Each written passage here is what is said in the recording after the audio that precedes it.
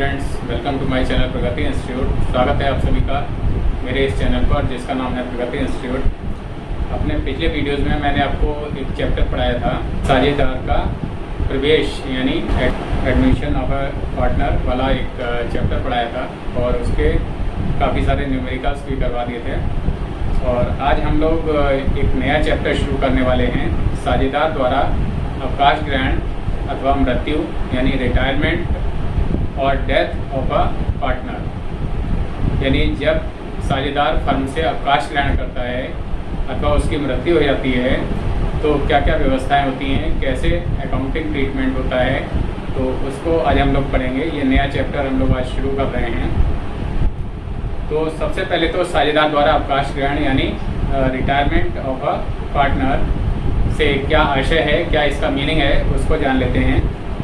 किसी साझेदार के फर्म से अवकाश ग्रहण करने का आशय उस साझेदार द्वारा फर्म से अपना संबंध विच्छेद कर लेने से है। यानी जब साझेदार फर्म से अवकाश ग्रहण करता है तो उसका फर्म से जो संबंध है वो हमेशा के लिए टूट जाता है, अलग हो जाता है।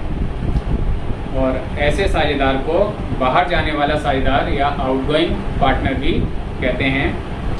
भारतीय साझेदारी अधिनियम के अनुसार कोई भी साझेदार अन्य साझेदारों की सहमति से, या तो वो अन्य साझेदारों की सहमति से, जो शेष बचे हुए साझेदार हैं उनकी सहमति से अवकाश ग्रहण कर सकता है, अथवा आपसी समझौते के अनुसार अगर उनका कोई म्यूचुअल एग्रीमेंट हुआ है, जो आपसी समझौता हुआ है, तो उसके अनुसार भी किसी भी समय वो साझेदार फर्म से अवकाश ग्रहण कर सकता है, रिटायरमेंट ले सकता है।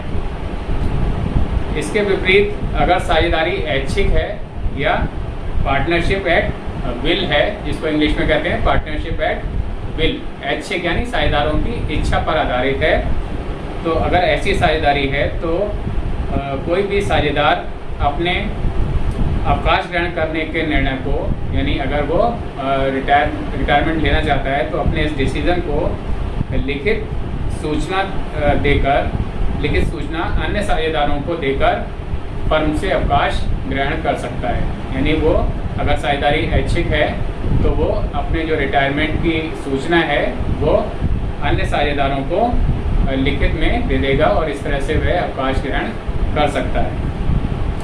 प्रायः निम्न कारणों से किसी साझेदार के फर्म से अवकाश ग्रहण करने की आवश्यकता होती है। यानी कोई भी साझेदार फर्म से अवकाश ग्रहण करता है तो उसके क्या क्या कारण हो सकते हैं, तो उन कारणों को देखते हैं। पहला कारण है अस्वस्थता, बीमारी अथवा वृद्धावस्था के कारण। यानी अगर साझेदार अस्वस्थ है, बीमार है या जो है वो वृद्धावस्था के कारण अवकाश ग्रहण करना चाहता है, वो उसकी एज काफ़ी हो गई है, इस वजह से वो रिटायरमेंट लेना चाहता है, तो पहले तो ये कारण हो गए। और दूसरा कारण है किसी अन्य साझेदार अथवा साझेदारों से मतभेद या झगड़े के कारण। अगर उस साझेदार का किसी अन्य साझेदार से या अन्य साझेदारों से, मतलब अन्य एक साझेदार से या अन्य बहुत से साझेदारों से अगर उसका कोई मतभेद है या कोई झगड़ा है, तो इस वजह से भी वह अवकाश ग्रहण कर सकता है, रिटायरमेंट ले सकता है। और तीसरा कारण है अन्य किसी कारण से, और अन्य किसी कारण से में एक प्रमुख कारण है कि अगर साझेदार को इस वर्तमान साझेदारी जो व्यवसाय जिसमें वह एंगेज है, जिस साझेदारी व्यवसाय में वह इस समय है, उस व्यवसाय से अधिक लाभदायक उसको अगर कोई व्यवसाय मिल जाता है, कोई और दूसरा बिजनेस मिल जाता है जिसमें उसको ज़्यादा प्रॉफिट प्राप्त हो सकता है, तो ये इस तरह का एक अन्य कारण भी हो सकता है उसके अवकाश ग्रहण करने का या रिटायरमेंट लेने का।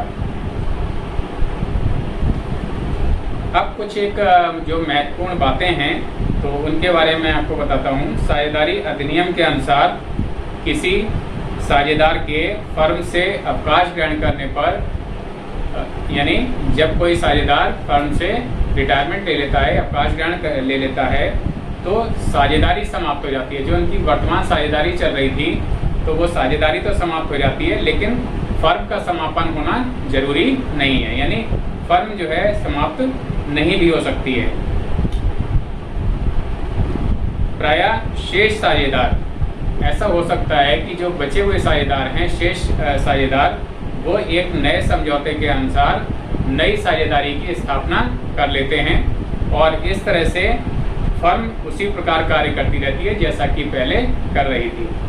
साधारणतया अवकाश प्राप्त करने वाला साझेदार अपने अवकाश ग्रहण करने की तिथि तक, यानी जब तक जिस तिथि को उसने अवकाश ग्रहण किया है, जिस तिथि को उसने रिटायरमेंट लिया है, उस तिथि तक फर्म के सभी दायित्वों के लिए वह साझेदार रिटायरिंग पार्टनर उत्तरदायी होता है, जिम्मेदार होता है। लेकिन व्यवहार में एक लिखित समझौते के द्वारा उसका हिसाब चुकता करके और उसे सब दायित्वों से मुक्त कर दिया जाता है, यानी उसे उसी दिन से, जिस दिन उसने रिटायरमेंट लिया है, उसी दिन से उसको सभी दायित्वों से मुक्त कर दिया जाता है। तो ये साझेदार द्वारा अवकाश ग्रहण का क्या आशय है, क्या उसका मीनिंग है, वो मैंने आपको बताया। और अब साझेदार के अवकाश ग्रहण करने पर फर्म का क्या दायित्व है, यानी फर्म की क्या लायबिलिटी है। Liability of a firm on the retirement of a partner. Firm के पार्टनर के रिटायरमेंट पर फर्म का उस साझेदार के प्रति क्या उत्तरदायित्व है, क्या जिम्मेदारी है, तो उसके बारे में समझते हैं।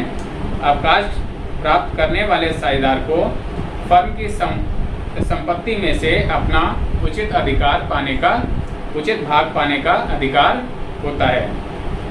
फिर से एक बार पढ़ते हैं इसको। अवकाश प्राप्त करने वाले साझेदार को, यानी जो पार्टनर रिटायरमेंट ले रहा है, उसको फर्म की संपत्ति में से अपना उचित भाग पाने का अधिकार होता है, यानी जो भी उसका शेयर बन रहा है वो शेयर उसको पाने का अधिकार होता है। अतः किसी साझेदार के अवकाश ग्रहण करने पर फर्म के निम्न दायित्व होते हैं। फर्म के क्या क्या दायित्व होते हैं, उनमें पहला दायित्व है अवकाश प्राप्त साझेदार को दी जाने वाली रकम की गणना करना, यानी जो रिटायरिंग पार्टनर है उसको जो पेमेंट किया जाना है, फाइनल पेमेंट किया जाना है, तो उसको कैलकुलेट करना, ये फर्म का पहला दायित्व है। और दूसरा दायित्व है उसे इस राशि का, यानी जो राशि हमने कैलकुलेट की है, जिसकी गणना की है, उस राशि का भुगतान करना। अब जो पहला दायित्व जिसके बारे में अभी हमने बात की थी, तो उसको और थोड़ा डिटेल से समझते हैं। अवकाश प्राप्त साझेदार को दी जाने वाली राशि की गणना करना, यानी valuation of the amount given to a retiring partner. तो इसको कैसे कैलकुलेट करते हैं उसके बारे में थोड़ा समझते हैं। इसकी गणना साझेदारी समझौते की शर्तों के अनुसार की जाती है, यानी जो पार्टनरशिप डीड है उसकी जो कंडीशंस हैं उनके हिसाब से इसकी कैलकुलेशन गणना की जाती है। समझौते के अनुसार साझेदार प्रायः वर्ष की अंतिम तिथि को, यानी जो हमारा ईयर चल रहा है उसकी अंतिम तिथि को, जब फर्म के अंतिम खाते तैयार हो रहे होते हैं, तैयार हो चुके होते हैं, तो उस डेट को वह साझेदार अवकाश ग्रहण करता है। इससे उसको देय राशि की गणना करने में आसानी होती है, आसानी से उसकी रकम को कैलकुलेट किया जा सकता है। लेकिन यदि किसी कारण से साझेदार का वर्ष के बीच में ही अवकाश ग्रहण करना जरूरी हो जाए, आवश्यक हो जाए, तो उस तिथि को, यानी वर्ष के बीच वाली तिथि को, किसी भी डेट को उसने अवकाश ग्रहण किया है, तो उस तिथि को, उस डेट को फर्म के अंतिम खाते तैयार किए जा सकते हैं, अथवा इस अवस्था में उन विधियों का प्रयोग किया जा सकता है जिसका वर्णन साझेदार की मृत्यु के प्रसंग में किया जाएगा। यानी साझेदार की मृत्यु के संबंध में जो व्यवस्थाएं अपनाई जानी हैं, तो उन्हीं व्यवस्थाओं को भी इस रिटायरमेंट के प्रसंग में भी अपनाया जा सकता है। उस हिसाब से भी जो रिटायरिंग पार्टनर है उसकी अमाउंट को कैलकुलेट किया जा सकता है। साझेदार को दी जाने वाली राशि की गणना करते समय निम्नलिखित बातें महत्वपूर्ण हैं। और कौन कौन सी बातें महत्वपूर्ण है, उसमें आ पॉइंट है संपत्तियों और दायित्वों का पुनर्मूल्यांकन। यानी जब कभी भी हमें रिटायरिंग पार्टनर की जो राशि है, उसका जो पेमेंट किया जाना है, उसका कैलकुलेट करना होता है, उसको कैलकुलेट करना होता है, तो सबसे पहला काम ये है कि हमें जो भी हमारी एसेट्स हैं, संपत्तियां हैं, या हमारे जो दायित्व हैं, जो लायबिलिटीज़ हैं उनका पुनर्मूल्यांकन किया जाए, यानी कि रिटायरमेंट की डेट को वो एसेट्स कितने किए हैं और साथ ही हमें कितने रुपए के दायित्वों का भुगतान करना है, उनकी आज की डेट में क्या वैल्यू है संपत्तियों और दायित्वों की, तो इसका हमें अनुमान लगाना पड़ता है, इसको कैलकुलेट करना पड़ता है। साझेदार के अवकाश ग्रहण करने की तिथि को फर्म की संपत्तियों तथा दायित्वों का पुनर्मूल्यांकन किया जाता है, उसका रिवैल्यूएशन किया जाता है, जिससे पुनर्मूल्यन से होने वाला जो लाभ या हानि है, जो भी प्रॉफिट या लॉस है, उसको भी उस रिटायरिंग पार्टनर के अकाउंट में क्रेडिट किया जा सके। लाभ है तो उसको उसके पार्टनर के कैपिटल अकाउंट में क्रेडिट किया जाएगा, और अगर हानि है तो पार्टनर के कैपिटल अकाउंट में उसको डेबिट किया जाएगा। इसके लिए उसी प्रकार लेखा किया जाता है जैसा एडमिशन ऑफ अ पार्टनर के संबंध में जैसा मैं पहले पढ़ा चुका हूँ, उसी प्रकार से इस रिवैल्यूएशन अकाउंट में भी एंट्रीज की जाती हैं। और जो सेकंड पॉइंट है वो है ख्याति की गणना करना, यानी वैल्यूएशन ऑफ गुडविल। अवकाश प्राप्त करने वाला जो साझेदार है उसको ख्याति का भाग देने के लिए, यानी उसका जो गुडविल का शेयर है उसको देने के लिए साझेदारी संलेख में दी हुई विधि के अनुसार ख्याति का मूल्यांकन किया जाता है। यानी हमारा जो पार्टनरशिप डीड है उसमें गुडविल के वैल्यूएशन की जो भी मेथड बताया गया है, जो भी मेथड गुडविल को वैल्यू करने का बताया गया है, तो उसी मेथड के हिसाब से गुडविल को उस डेट को वैल्यू करके और फिर उसका जो रिटायरिंग पार्टनर है उसका शेयर दे दिया जाता है। साधारणतया पुस्तकों में रिटायरमेंट ऑफ अ पार्टनर पर के संबंध में गुडविल अकाउंट नहीं खोला जाता है पुस्तकों में, लेकिन ख्याति का लेखा पुस्तकों में केवल उसी समय दिखाया जा सकता है जबकि इसके बदले में कोई निश्चित भुगतान किया जाए, कोई अमाउंट अगर ख्याति के बदले में पे की गई है, तभी इसको हम अकाउंट्स में या बुक्स में जो है शो करेंगे। और इस तरह से देखा जाए तो केवल खरीदी गई ख्याति, यानी जिस ख्याति का हमने पेमेंट किया है, केवल उसी ख्याति को हम लेखा पुस्तकों में अकाउंट बुक्स में दिखाएंगे। साझेदारी फर्म की स्वयं कमाई हुई वंशानुकूल ख्याति में से, यानी ऐसी गुडविल जिसको उस साझेदारी व्यवसाय ने खुद कमाया हो, तो ऐसी गुडविल में से अवकाश प्राप्त करने वाले साझेदार को उसके लवानी के अनुपात के अनुसार उसको हिस्सा दिया जाता है। यानी उस पार्टनरशिप फर्म ने जो भी गुडविल कमाई है और उस गुडविल में से जो भी उस रिटायरिंग पार्टनर का शेयर है, उस शेयर के हिसाब से उसको गुडविल का भाग दिया जाता है। और इस संबंध में एक एडजस्टमेंट एंट्री की जाती है, और वह एडजस्टमेंट एंट्री क्या की जाती है कि जिस पार्टनर को, यानी रिटायरिंग पार्टनर जो है, तो उस पार्टनर को हम क्रेडिट कर देते हैं, और जो रिमेनिंग पार्टनर्स जो बचते हैं तो उन पार्टनर्स के कैपिटल अकाउंट को हम डेबिट कर देते हैं। तो इस तरह से ये एंट्रीज कुछ एक बनती हैं, तो उनको मैं आपको बोर्ड पे समझा देता हूँ। तो स्टूडेंट्स, जो रिटायरमेंट ऑफ अ पार्टनर में गुडविल के लिए जो एंट्रीज, गुडविल के एडजस्टमेंट के लिए जो एंट्री की जाती है, तो वो एंट्रीज मैं आपको बताता हूँ। तो पहला है अवकाश ग्रहण करने वाले, फर्स्ट नंबर पर है अवकाश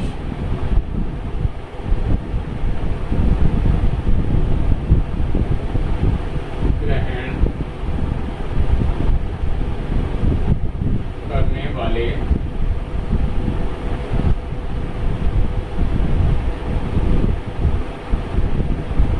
साझेदार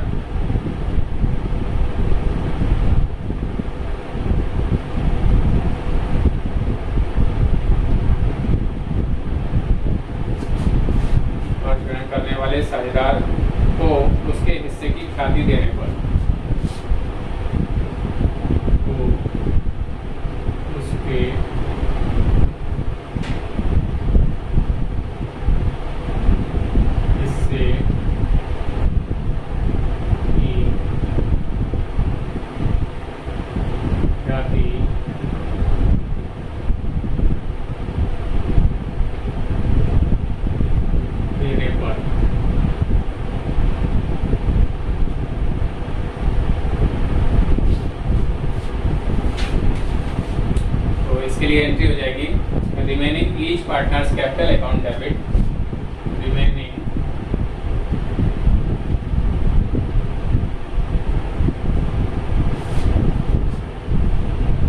each partners capital account debit हो जाएगा। और इसको हम करेंगे in gaining ratio.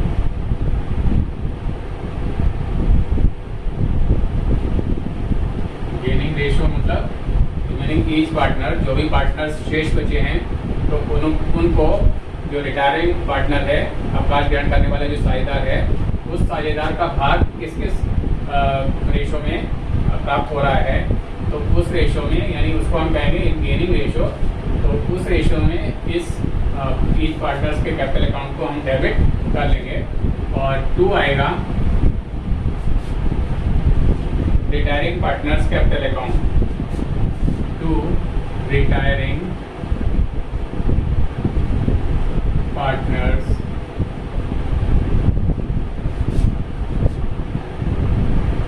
Capital account is share of goodwill, यानी इसको हम जो क्रेडिट करेंगे तो इसको करेंगे is share of goodwill. Goodwill में इसका जो भी भाग है उस भाग से इसको हम क्रेडिट करेंगे और रिमेनिंग जो ईच पार्टनर्स हैं उनके कैपिटल अकाउंट को डेबिट करेंगे और वो गेनिंग रेशियो में करेंगे। और इसके लिए जो नरेशन होगी for retiring partner share of goodwill, for या बीइंग कुछ भी लिख सकते हैं, being retiring partners share of goodwill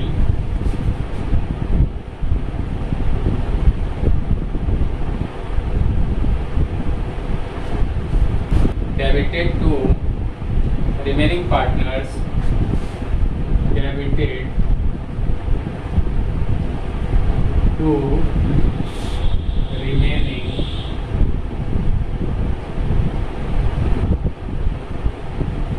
partners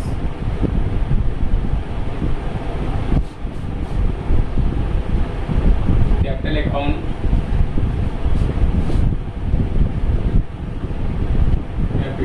accounts in their gaining ratio।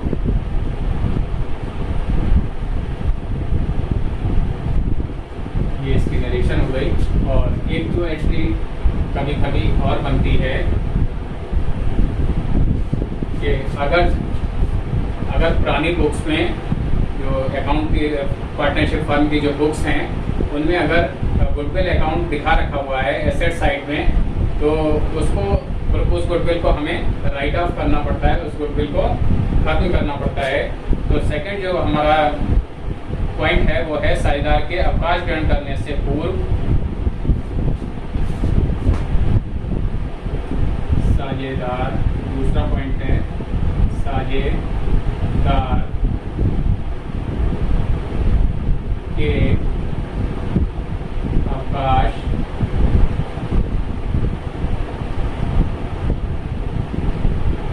ग्रहण करने से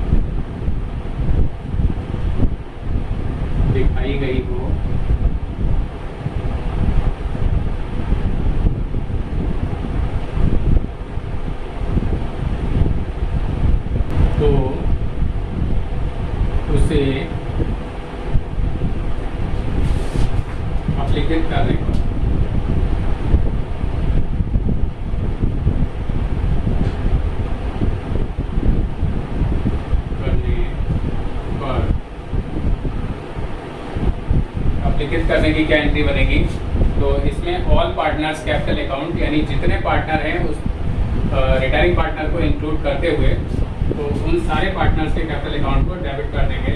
ऑल पार्टनर्स कैपिटल अकाउंट्स, ये डेबिट हो जाएंगे टू गुडविल अकाउंट। जो भी गुडविल एसेट में दिखा रखी है वो गुडविल अकाउंट यहाँ पर क्रेडिट हो जाएगा। Being goodwill written off, being goodwill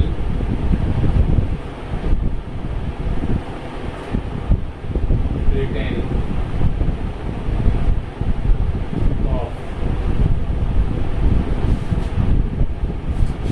तो स्टूडेंट्स, ये एक तो एडजस्टमेंट एंट्री मैंने आपको बता दी कि अगर रिटायरिंग पार्टनर की जो शेयर ऑफ गुडविल है उसको हम किस तरह से एडजस्ट करते हैं, तो वो एंट्री मैंने आपको बता दी। और सेकंड एंट्री, जब चिट्ठे में अगर ख्याति दे रखी हुई है तो उसको कैसे राइट ऑफ किया जाएगा, तो वो मैंने आपको बता दिया। और इस तरह से आज मैंने आपको साझेदार का जो अवकाश ग्रहण है उसका क्या मीनिंग है और क्या क्या उस संबंध में व्यवस्थाएं होती हैं, क्या एडजस्टमेंट करते हैं, तो वो मैंने आपको बताया।